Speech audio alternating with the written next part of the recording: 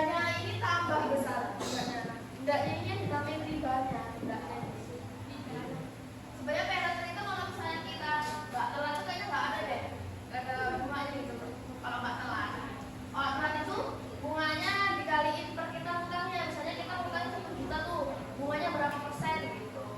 1 juta tuh kayaknya bunganya itu 10.000 kalau 15.000 kalau telah bayar.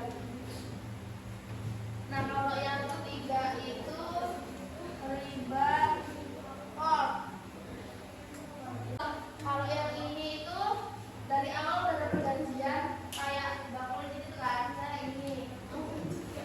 Tahu nggak Bang Kulit itu apa? Tahu. Ini kakak utang 5 juta, tapi orang yang berjuta, tapi nanti baliknya 7 juta ya, cuman dicicil gitu kan. Tuh misalnya kita utang 5 juta, jadi 7 juta nih.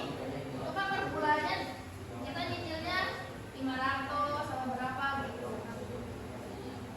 Dari awal udah ada perjanjian gitu kalau riba kol itu. Nah, yang ketiga ini kayak misalnya kalian ambil uang gitu ke teman kalian apa ngambil apa dana gitu kan. Ya, tapi ada artinya gitu kan, 5.000 apa 10.000. Nah 10.000 5.000 itu riba. Cuma kalau misalnya di dana kan ada 2,5 itu. Iya. Nah itu ya misalnya ya bukan itu kayak memang dari sananya kecuali.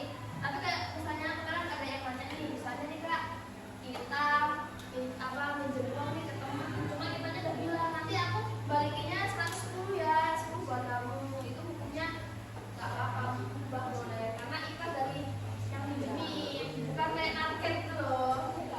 Yang selanjutnya itu yang terakhir riba ya.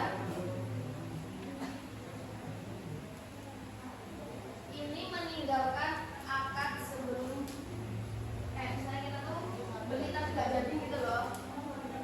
Misalnya ini udah deal, kita udah deal mau beli kan, misalnya udah saya beli nih nggak jadi, tapi ada sebabnya